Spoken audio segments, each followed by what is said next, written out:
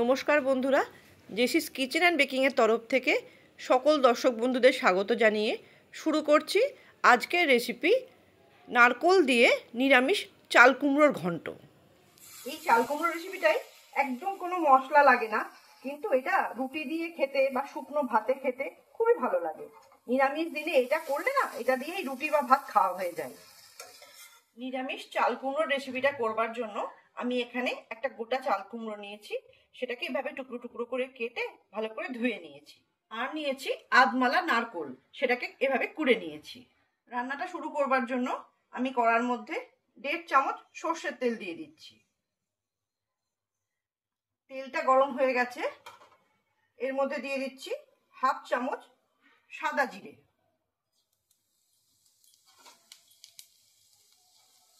এটাকে 10 সেকেন্ড মতো ভেজে নিলাম। এর মধ্যে দিয়ে দেবো একটা তেজপাতা। নিরামিষ রান্নায় একটু তেজপাতা দিলে রান্নার গন্ধটা খুব ভালো হয় আর রান্নাটা খেতেও খুব ভালো লাগে। এবার এর মধ্যে দিয়ে দিচ্ছি কেটে রাখা চাল কুমড়োগুলো।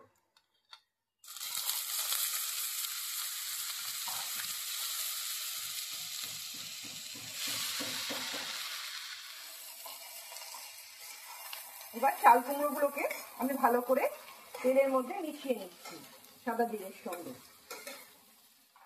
চাল কুমড়োর টুকরোগুলোকে 1 থেকে 2 মিনিট ভালো করে একটু কষে নেওয়ার পর গ্যাসের ফ্লেমটা কমিয়ে দিয়ে দেব সামান্য কিছু মশলা।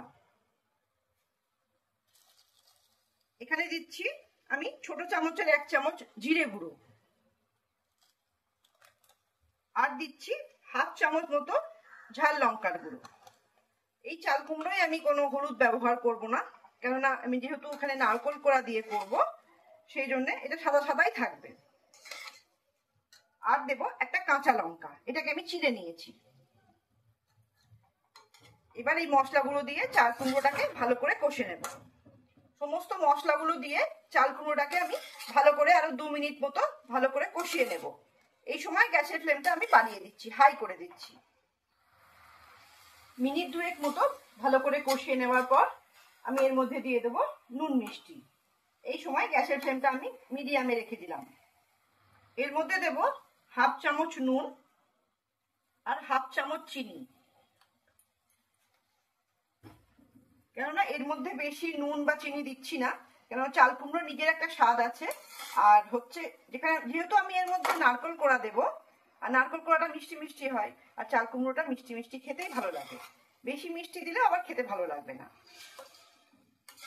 নুন মিষ্টি দিয়ে আমি এটাকে মিডিয়াম ফ্লেমে রেখে ঢাকা দিয়ে দেবো আরো 3 মিনিটের মতো সেদ্ধ হবার জন্য। আমি এর মধ্যে কোনো এক্সট্রা জল দিতে চাইছি না, কেননা চাল কুমড়ো থেকেই জলটা বেরোয়, তার মধ্যে নুন দেওয়া হয়েছে, তাই জন্য আমি এটার মধ্যে ঢাকা দিয়ে দিচ্ছি মিনিট 3 জন্য। আর গ্যাসের ফ্লেমটা আমি লো টু মিডিয়ামে রেখে দিচ্ছি। 3 মিনিট হয়ে গেছে, এবার আমি ঢাকাটা খুলে দেখে নিই সেদ্ধ হয়েছে কিনা চাল কুমড়োটা।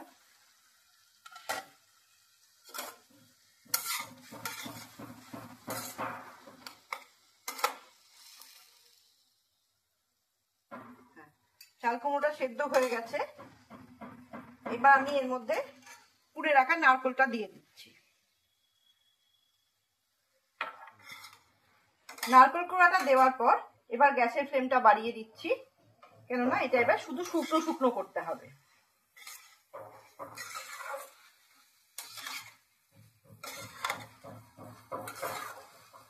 চাল কুমড়োর সঙ্গে নারকোল কোড়াটাকে পুরো ভালো করে মিশিয়ে নিতে হবে।